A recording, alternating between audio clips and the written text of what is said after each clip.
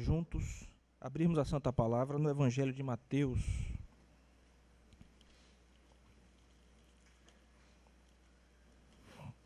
Capítulo de número 5.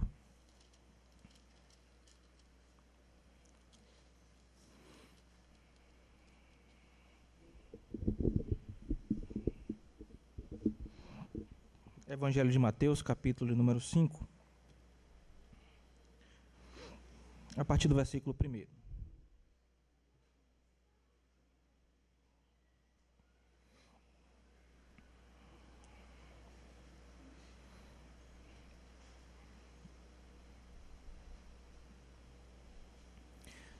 Com toda a reverência divina, a palavra divina, acompanhe, por gentileza, meu irmão, a leitura que nós vamos proceder, do versículo 1 ao versículo número 16, texto que será exposto nesta manhã. E Jesus, vendo a multidão, subiu ao monte e, assentando-se, aproximaram-se dele os seus discípulos. E abrindo a sua boca, os ensinava, dizendo: Bem-aventurados os pobres de espírito, porque deles é o reino dos céus. Bem-aventurados os que choram, porque serão consolados. Bem-aventurados os mansos, porque eles herdarão a terra. Bem-aventurados os que têm fome e sede de justiça, porque eles serão fartos. Bem-aventurados os misericordiosos, porque eles alcançarão misericórdia. Bem-aventurados os limpos de coração, porque eles verão a Deus. Bem-aventurados os pacificadores, porque eles serão chamados filhos de Deus. Bem-aventurados os que sofrem perseguição por causa da justiça, porque deles é o reino dos céus. Bem-aventurados sois vós, quando vos injuriarem e perseguirem, e mentindo, disserem todo mal contra vós por minha causa.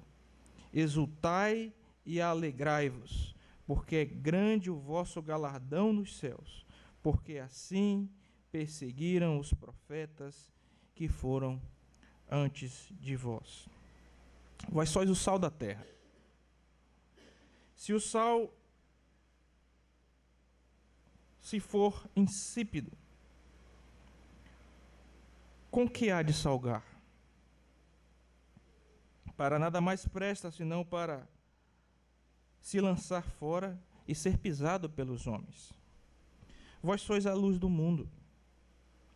Não se pode esconder uma cidade edificada sobre um monte, nem se acende a candeia e se coloca debaixo do alqueire, mas no velador, e dá luz a todos que estão na casa.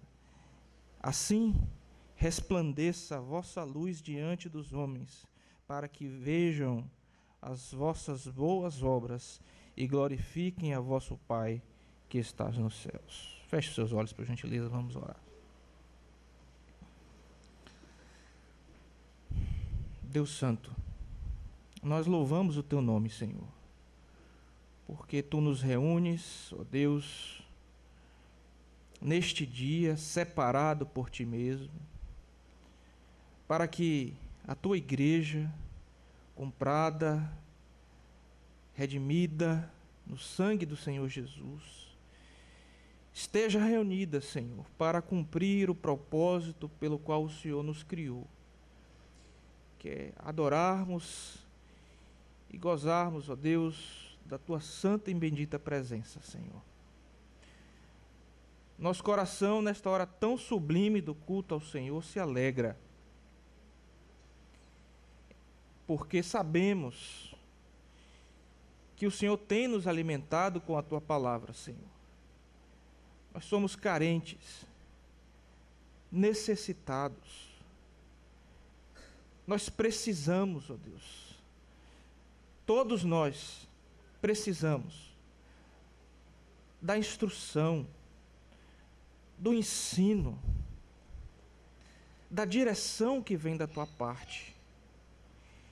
E em outro lugar não podemos achar, senão no Espírito do Senhor que fala por meio da palavra. E nós queremos te pedir, ó Deus, que o Senhor, por graça e misericórdia, mais uma vez, nesta hora, nos alimente. Fale poderosamente aos nossos corações.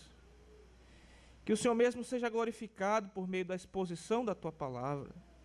E que a tua igreja, ó Deus, reunida nesta manhã, e esses queridos irmãos, a quem o Senhor me concede a honra, ó Deus, de compartilhar porção da tua palavra, usado por ti mesmo, Senhor, possam todos eles serem edificados, exortados e fortalecidos pelas Escrituras Sagradas. Ó Deus, toma nesta hora as nossas mentes, a nossa atenção, desvencilha-nos, ó Deus, das coisas que estão lá fora, dos nossos problemas, das angústias, e leva cativa a nossa mente. Dá-nos, ó Deus, o entender, porque sabemos que entender a tua palavra não pertence a nós, pertence a ti. Abre as nossas mentes e corações e usa-nos, ó Deus. Usa-nos para a glória do nome do Senhor. É a nossa oração, no nome santo e precioso do bendito Cordeiro, nosso Salvador, Senhor Jesus Cristo. Amém. Meus preciosos irmãos, nós enfrentamos uma crise muito grave na igreja odierna, que é a crise de identidade. A igreja hoje não sabe quem é, perdeu as suas raízes, enfraqueceu as suas convicções, especialmente a igreja que se arvora em dizer que é reformada, tem abandonado os seus credos, abandonado as suas confissões, abandonado os marcos históricos da nossa fé, abandonado o legado dos reformadores, abandonado o legado dos nossos pais puritanos, e deixado de lado todo o percurso histórico que foi trilhado até chegarmos até aqui. E eu ouso dizer, irmãos, que o texto que nós lemos agora nos dá uma solene advertência com relação a esta identidade, a essa história, a estes marcos, porque o Senhor Jesus, os irmãos bem sabem, nesse texto que nos foi apresentado, depois de, conforme a narrativa deste evangelho, o evangelho segundo Mateus, o evangelho que apresenta a chegada do rei messiânico que houvera sido prometido, um rei aguardado, um rei que chegou, foi reconhecido, teve o seu ministério chancelado por ocasião do seu batismo, chamou os seus discípulos, eis uma ênfase de Mateus, mandou que os 2 pares de irmãos que estavam pescando os acompanhassem, e já estava começando a realizar, veja o versículo 23 do capítulo 4, percorria Jesus toda a Galileia, ensinando nas sinagogas, pregando o evangelho do reino e curando todas as enfermidades e moléstias entre o seu povo. Esse rei que chegou, que foi autorizado, que já estava arregimentando os líderes da sua igreja, que agora também já estava pregando, ensinando e curando, sobe a um monte. já acompanhado por alguns dos seus discípulos e também por multidões que ouviram seu ensino, escutaram as suas pregações e que foram alvejadas pela sua cura.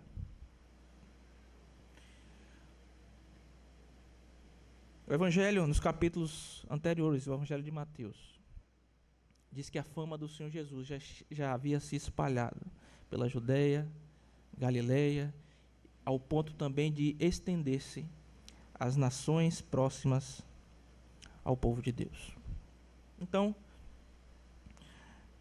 nós entramos no capítulo 5 aqui de Mateus, onde o Senhor Jesus, nestes primeiros 12 versículos desse discurso maravilhoso, que desde o momento em que foi proferido, impactou a história da igreja, impactou a história da humanidade, estava dizendo, tanto para aquele pequeno grupo de discípulos, quanto para aqueles curiosos, que já estavam também por ali, seguindo ao Senhor Jesus, quais eram as características de um crente verdadeiro. E aqui me permita dizer uma coisa, irmãos. Veja o versículo 1. E Jesus, vendo a multidão, subiu a um monte e, assentando-se, aproximaram-se dele os seus discípulos e, abrindo a sua boca, ensinava, dizendo. O Senhor Jesus assume a postura do mestre. Na cultura judaica, ele se assentava para ensinar e começa a ensinar os seus discípulos e as multidões que estavam ali. E ele começa a ensinar os discípulos quem são eles. Irmãos, eu não sei se você já teve, provavelmente você já teve, a oportunidade de várias e inúmeras vezes ouvir prédicas no Sermão do Monte. Se você for um pouquinho mais longe e começar a estudar o que os scholars, o que os estudiosos escrevem a respeito do Sermão do Monte ao longo da história, você vai encontrar um sem número de divergências. Alguns dizem que as características, as bem-aventuranças, as características do crente, a sua característica, a minha característica, que está expressa aqui nesses primeiros 12 versículos, deveriam ser características de crentes mais espiritualizados e não de toda a igreja. Inclusive isso, na história da igreja, faz com que surja uma espécie de... isso viabiliza as práticas monásticas. Então tem crente que é o crente ali, simplesinho, ele não precisa seguir tão à risca assim, sabe, irmãos? Isso aí é coisa de quem quer, né, se desenvolver um pouco mais e tal, né? Tem outros que olham isso aqui, e eu estou falando de gente reformada, que se diz reformada, que olham para isso aqui e vão dizer, não, isso aqui é uma ética que é impossível para nós cumprirmos. É uma ética que está proposta numa forma de ideal. E, portanto, nós devemos almejar chegar ali próximo, mas nós não vamos aqui querer ser perfeccionismo. O perfeccionismo é uma heresia, todos nós sabemos disso. Nós nunca vamos ser perfeitos aqui, obviamente. Mas nós almejamos. E o que está escrito aqui não é um ideal. O que está escrito aqui, cada uma dessas bem-aventuranças, é uma qualidade sua e minha. E me permita abrir um parêntese. Sua e minha, muito entre aspas. Porque tudo isso aqui não estava em nós. Foi colocado, foi modificado, foi posto em nós pelo poder do Espírito Santo. Então o Senhor Jesus estava dizendo aos seus discípulos quais eram as suas características. Não bastasse a dificuldade que há de compreensão no Sermão do Monte, com relação se isso serve para nós agora, serve para depois, se são para crentes mais espirituais, há muita dificuldade também na própria interpretação das bem-aventuranças. E eu queria pedir desculpas para a igreja, né? No sentido de que cada bem-aventurança dessa merecia pelo menos uma série de sermões. E, de forma muito ousada, eu estou lendo todas elas para os irmãos, e vamos caminhar por elas rapidamente, porque, como eu fiz na nossa congregação, em que nós também expomos sequencialmente a palavra de Deus por lição contínua, método adotado pelos reformadores. Nós vamos passar rapidamente por cada uma dessas bem-aventuranças, e eu quero que você tenha em mente que o Senhor Jesus estava dizendo, estava pondo, ele estava entregando a identidade da igreja nesse momento. E que lições riquíssimas, preciosíssimas, no âmbito teológico, estão sendo entregadas aqui. Veja comigo. Versículo 3, a primeira bem-aventurança. Bem-aventurados os pobres de espírito, porque deles é o reino dos céus. Note que o reino está sendo anunciado logo na primeira bem-aventurança, porque esta era a ênfase de Mateus, anunciar o rei que chegou, este reino que estava sendo implementado. E ele começa dizendo que os verdadeiramente ditosos, os verdadeiramente felizes, são aqueles que são pobres de espírito.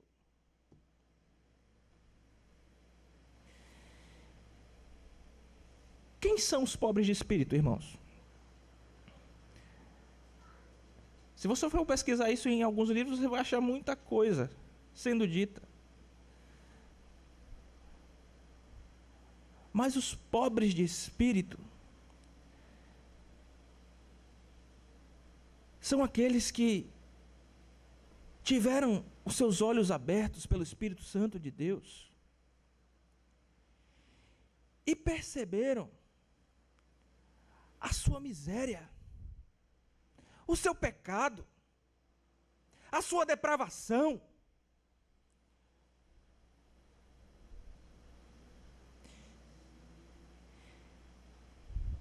Perceberam o quanto estão longe de Deus. Obviamente que essa percepção é uma ação divina na vida dessas pessoas. E por isso mesmo eles são bem-aventurados, porque foram eleitos por Deus para perceberem o quanto são miseráveis, são pecadores, estão alheios a Deus, a sua palavra, a sua vontade, ao seu querer. E reconhecem-se dessa forma. E dizem, desventurados homens que somos, quem nos livrará do corpo dessa morte? Somos pecadores, somos ruins, somos maus. Esta convicção é a porta de entrada para a doutrina soteriológica, inclusive. Quando nós estudamos a salvação, aquilo que a teologia vai chamar de soteriologia, a primeira fase da salvação nós bem sabemos, procede de arrependimento e fé. E você só se arrepende, meu irmão, se você reconhece que você é pecador, que você carece de Deus e da sua obra redentora. Então, bem-aventurados os pobres de espírito. Olha só, o terreno está sendo preparado. Nós somos pobres de espírito. Sem Deus, nós somos nada. Gostaria de continuar, mas não é nosso propósito. Aqui, poderíamos continuar falando sobre isso. Teríamos muito a dizer. Mas veja a segunda bem-aventurança. Bem-aventurados os que choram, porque serão consolados. E aqui me permita fazer na verdade, entregar-lhes uma breve citação de um livro que certamente é conhecido dos irmãos, provavelmente deve estar... Eu passei rapidamente lá embaixo, vi uma livraria, uma biblioteca. Estudos no Sermão do Monte, do Dr. Martin Lloyd-Jones. É um livro impactante. Você lê, você vai querer voltar a ele na sua vida, pelo menos umas 3, 4 vezes. E o Dr. Martin Lloyd-Jones, obviamente ele não é o último dos puritanos, mas há quem diga que o considere como o último dos puritanos. E ele diz claramente, ele mostra claramente, ele constrói claramente uma lógica formal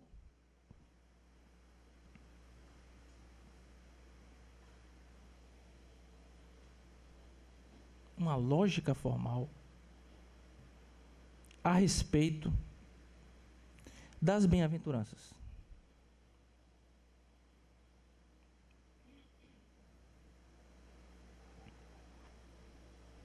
Ele diz que cada bem-aventurança depende da próxima.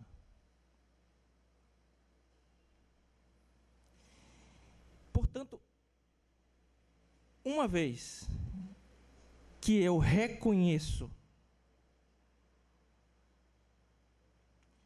a minha maldade, porque Deus operou isso em mim, eu vou chorar. Bem-aventurados os que choram.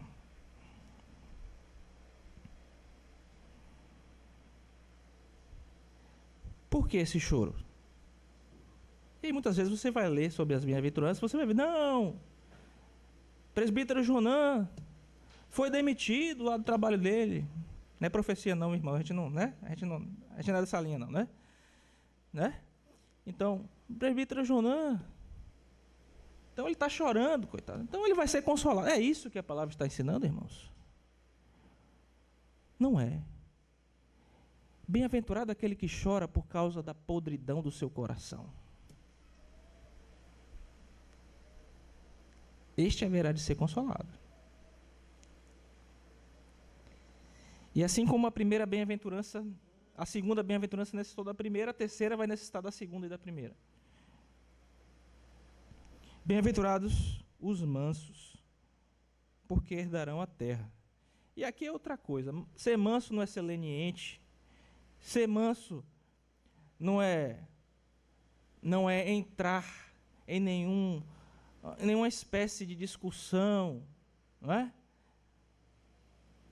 Essa mansidão aqui não é ser... Você conhece aquela figura assim que...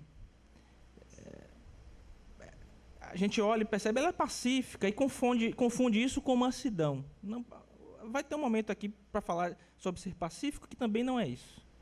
Ser manso aqui é ter uma plena convicção de que o meu coração é podre. Ser pobre de espírito. Chorar pelos meus pecados.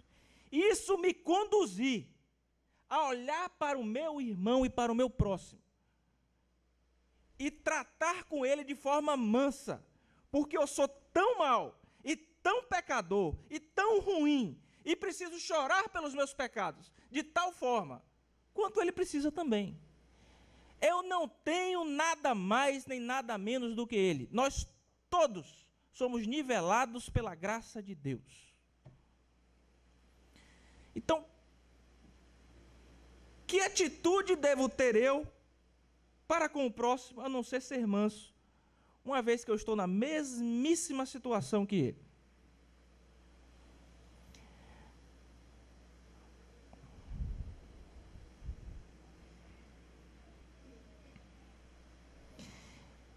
E aqui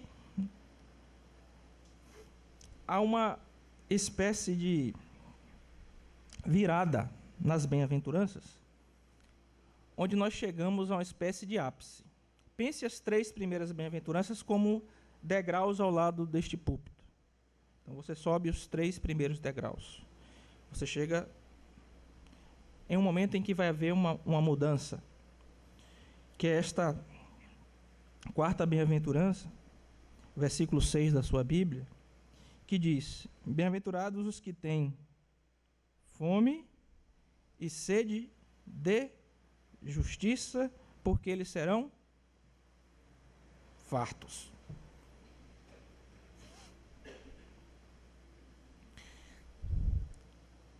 Esse versículo já foi usado para incentivar revoluções.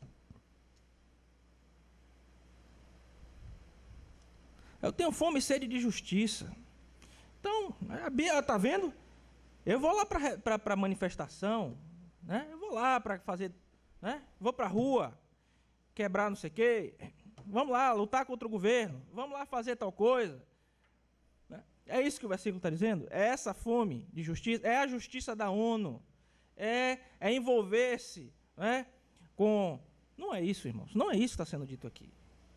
A lição aqui ela é teológica, ela tem um cunho soteriológico. É a questão, nós estamos vendo, a identidade dos crentes, a identidade da igreja.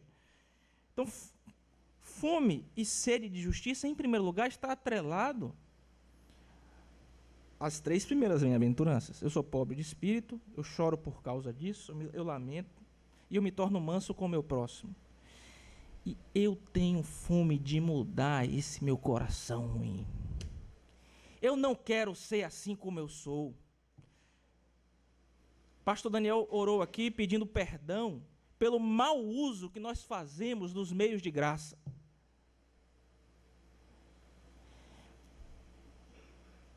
Nós poderíamos colocar como tema desse sermão: teste o seu cristianismo. E é o tema. E a proposição do sermão seria: aquilo que nós somos conduz a nossa prática. Parece ser bem simples. Não, isso é muito óbvio, pastor. Aquilo que nós somos conduz a nossa prática. Agora veja, teste o seu cristianismo à luz da preposição que você deve levar para casa. Aquilo que nós somos conduz a nossa prática. Bem-aventurados os que têm fome e sede de justiça, porque eles serão fartos.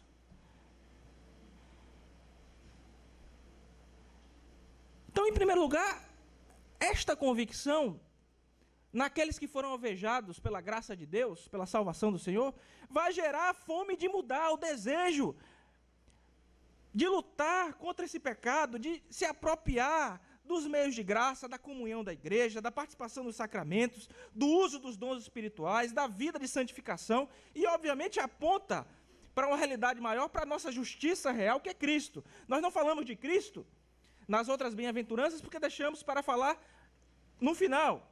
Obviamente ele preenche completamente e de forma perfeita todas essas características. Isso está nele.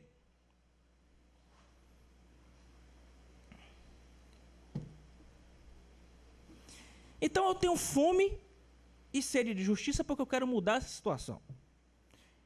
3 primeiras bem-aventuranças, cheguei num patamar. Por que esse patamar? Porque agora imagine mais 2 degraus descendo que estão em paralelo. É como se fosse o seguinte, dá uma olhada na sua Bíblia, por favor. Bem-aventurados os pobres de espírito, porque deles é o reino dos céus. É uma afirmação paralela ao versículo número 7. Bem-aventurados os misericordiosos, porque eles alcançarão misericórdia.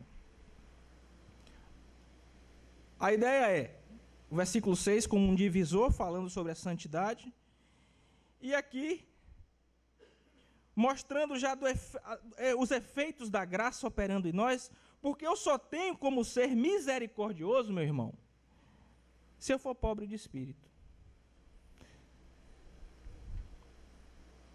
Eu só exerço a misericórdia real, eu só coloco realmente o meu coração no outro, se eu for pobre de espírito. Da mesma forma que, veja o versículo 4, bem-aventurados os que choram, por causa do pecado, nós já vimos. Agora veja a comparação no segundo bloco de bem-aventuranças. Bem-aventurados os limpos de coração, porque verão a Deus. Só são limpos de coração aqueles que choraram pelos seus pecados. O mesmo se dá com o versículo 5. Bem-aventurados os mansos, porque herdarão a terra. E o versículo 9, bem-aventurados os pacificadores, porque eles serão chamados filhos de Deus. Este paralelo é importante. Note que é uma sequência lógica. O Senhor Jesus está deixando um bloco, um escopo lógico da sua identidade, de interdependência, de inter-relação. E nesta última bem-aventurança também nós encontramos, além das outras duas anteriores, os limpos de coração e os que sofrem, os que são pacificadores. A questão da pacificação que eu mencionei com vocês anteriormente. A turma pega isso aqui e vai dizer que pacificador é tão somente aquele que chega e vê, olha, há um litígio aqui entre dois irmãos da igreja, então vamos ali conversar com ele, né? Ô fulano, não convém que seja assim, você está em inimizade com o seu irmão, você está agindo de tal forma. Isso é pacificar, irmãos? É pacificar. Mas não é isso que está sendo dito aqui apenas. Os pacificadores são aqueles que levam a mensagem da reconciliação com Deus. São aqueles que trazem a verdadeira paz. São instrumentos de Deus para restaurar a paz com os homens. Então vejam, uma vez de posse dessas minhas características, sabendo quem eu sou, sabendo qual é a minha identidade, quais são os meus preceitos, o Senhor Jesus vai conduzir agora a sua igreja a forma como ela deve agir. Ou seja, uma vez que eu sou isso, necessariamente eu ajo assim. Por isso a ideia, teste o seu cristianismo. Meu irmão, nesta primeira parte, que está falando das suas características, certamente você já foi escrutinado pela palavra. Isso faz parte da sua vida? Você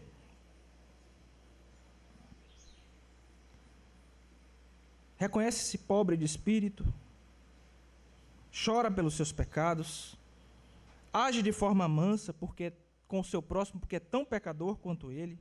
Você faz uso dos meios de graça e luta para se santificar no que tange a sua responsabilidade. Você é misericordioso porque foi alcançado com tamanha misericórdia em Cristo Jesus, que não pode reagir de forma diferente a não ser exercer essa mesma misericórdia. Você tem limpado o seu coração por meio da palavra. Você leva a mensagem do Evangelho. Quem faz isso? E aqui há uma dificuldade também, porque alguns colocam uma bem-aventurança a mais.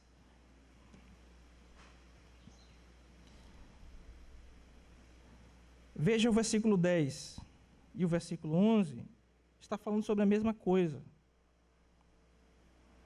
Porque quem tem essas características, quem é crente, experimenta isso aqui, necessariamente acontece o que está nos versículos 10, 11 e 12.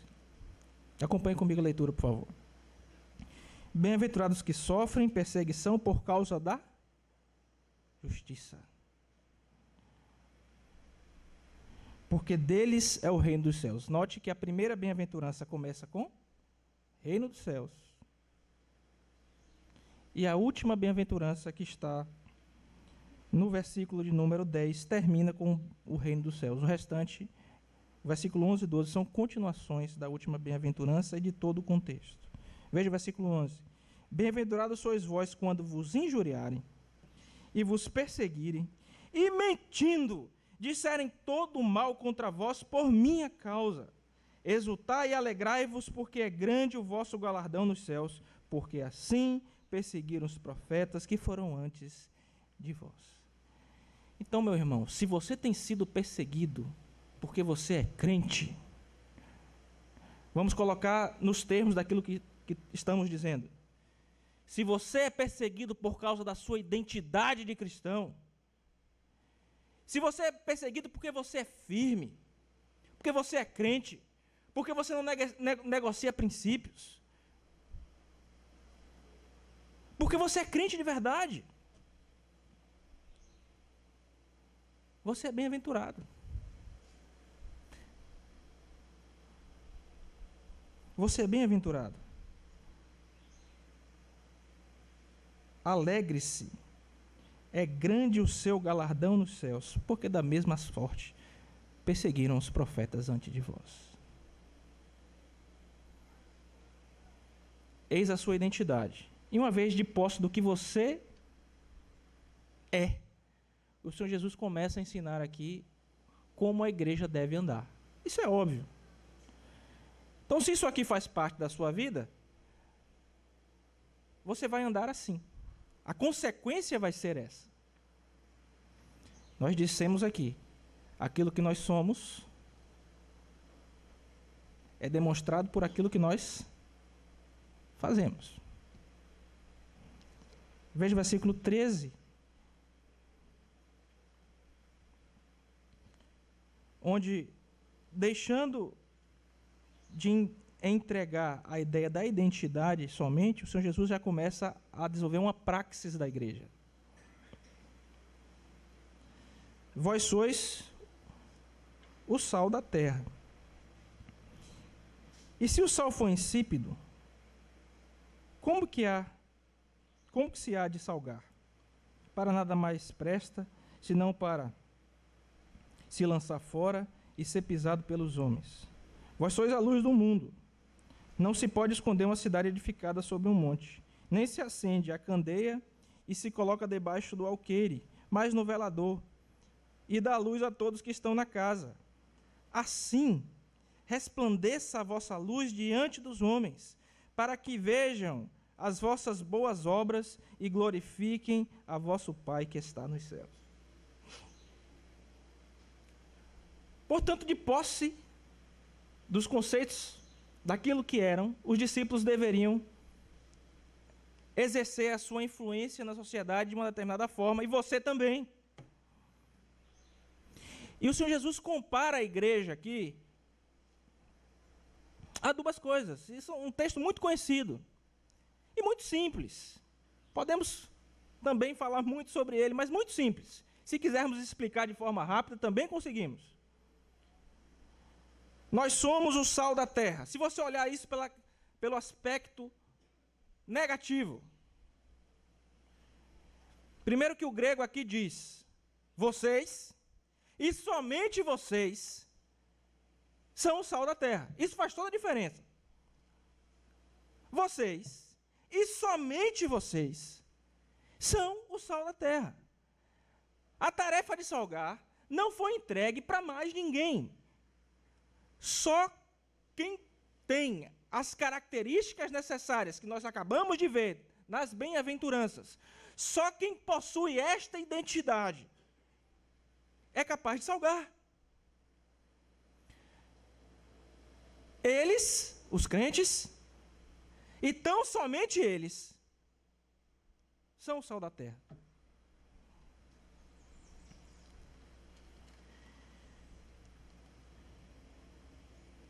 E aqui a ideia negativa que eu havia mencionado. Se eles e somente eles são sal, é porque o mundo está o quê?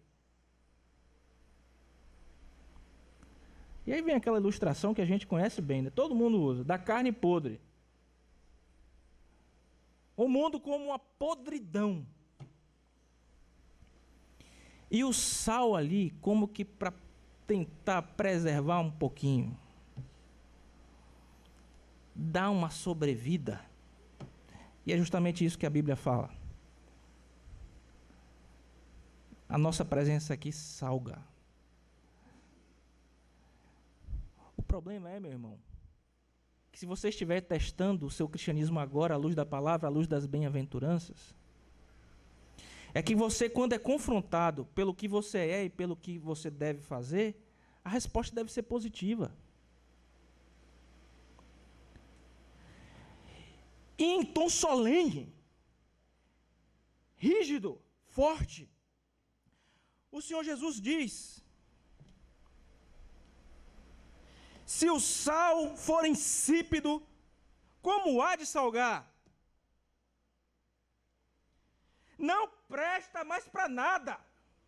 Só presta para ser lançado na estrada e para ser pisado.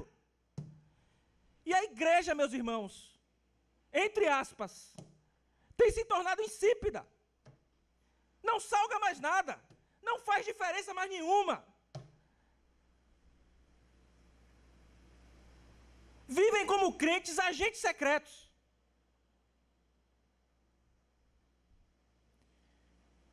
Eu estudo lá em Vitória da Conquista, na Universidade Estadual do Sudoeste da Bahia. Eu chego lá numa das aulas com os colegas, chega um novato lá e tal, fala assim: eu gosto aqui, ó, do pastor Alexandre. Gosta de mim por quê? Porque o pastor Alexandre é um crente, eu nem sabia que ele era crente. E ele falou isso para mim, mal me conhecia, chegando na Universidade, como se fosse um elogio. Porque os crentes gostam de ouvir isso. Ah, não, fulano é crente, nem sabe que é crente. Não sei se não... É desse jeito. Aí eu falei: olha, fulano, graças a Deus aqui nessa universidade, eu já estou aqui há 2 anos, mais... 5 anos. Todo mundo aqui sabe que é crente, que eu sou crente. Na aula, no dia da apresentação, quando vai, você é o quê? Vê de onde? Não sei o quê, faz o quê? Sou pastor, ministro do Evangelho, pastor presbiteriano, servo de Cristo Jesus. E pela graça de Deus, minhas orientadoras estão na minha congregação. Nunca tinham ouvido falar de Jesus Cristo. Pela graça de Deus. Mas o crente é assim. Agente secreto. Muito crente é assim. Não salga, não faz diferença. Fica ali. Ah, não, eu não posso falar, porque esse negócio de politicamente correto é coisa de marxista, meus irmãos. O crente é politicamente incorreto. Você está lá para salgar, para fazer a diferença. Não sei se é assim com você, comigo é. Eu chego numa rodinha, está o pessoal falando conversa frívola, eles param.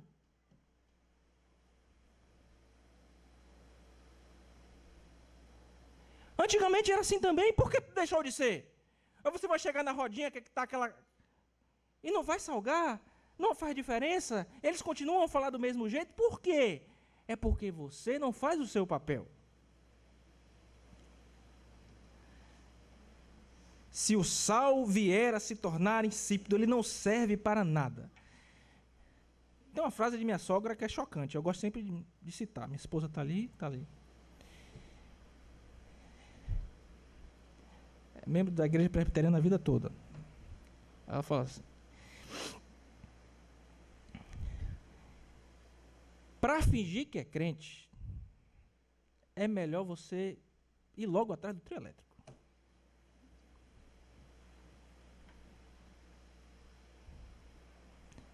Meu irmão, para fingir que é crente, é melhor você ir logo atrás do trio elétrico. Porque não sei se você sabe, haverá gradação. Aquele que conhece mais receberá cobrança por aquilo que conhece. E seria melhor você nunca ter ouvido a palavra do Evangelho do que ouvindo-o negligenciar e fingir que é crente. Se o sal vier a se tornar insípido, não serve para nada, só para ser lançado fora e ser pisado pelos homens. A figura continua. Somos comparados. Temos aquelas características tais. Estamos testando o nosso cristianismo. Somos comparados na nossa praxis a 2 coisas. Sal. Em segundo, luz. Vós sois a luz do mundo. Veja o versículo 4, por gentileza. 14. Vós sois a luz do mundo. Não se pode esconder uma cidade edificada sobre um monte. Nem se acende a candeia e se coloca debaixo do alqueire, mas no velador, e dá luz a todos que estão na casa.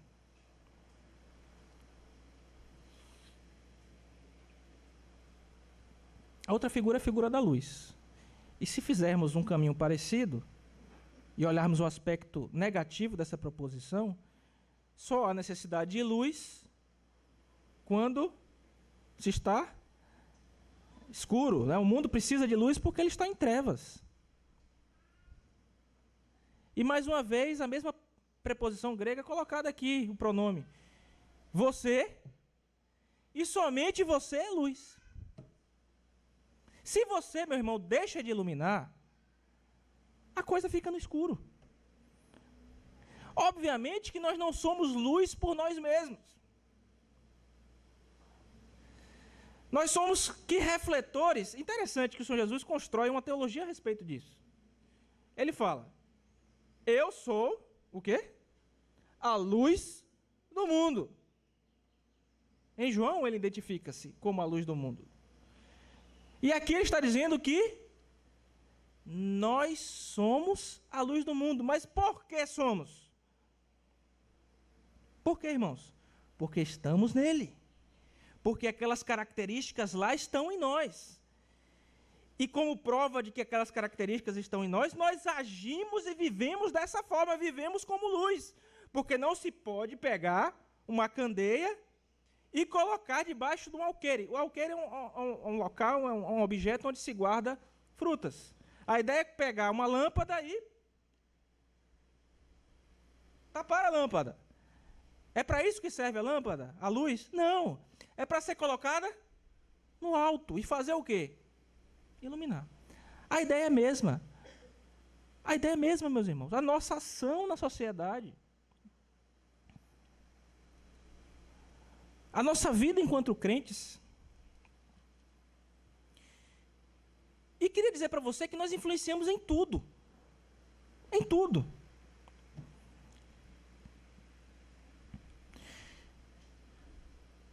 Onde os crentes passaram, a vida das pessoas foi modificada.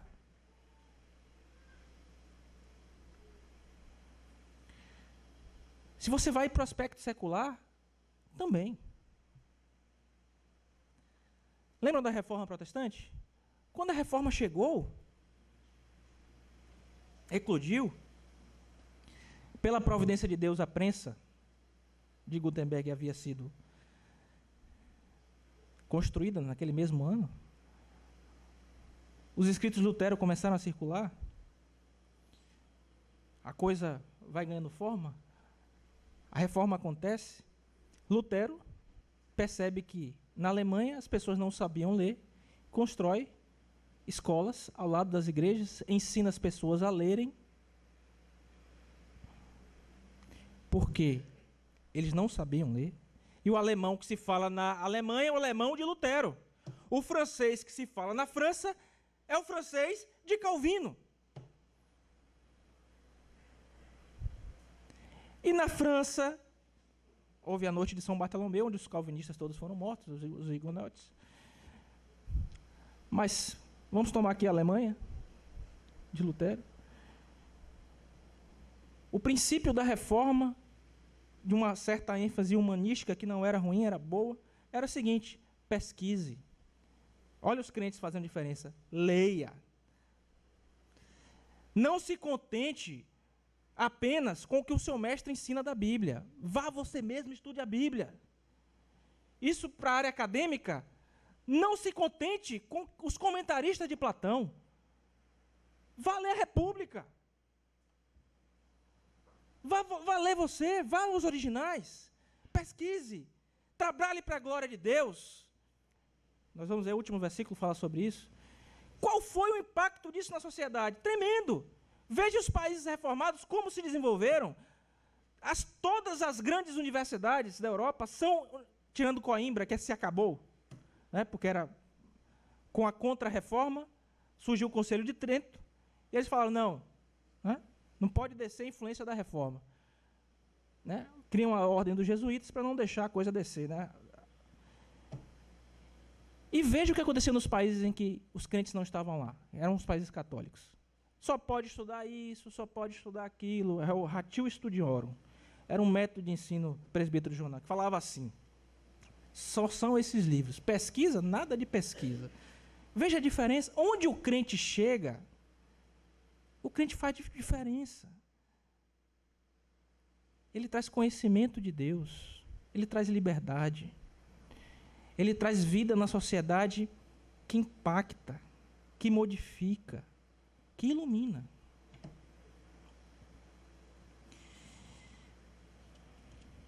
Último versículo.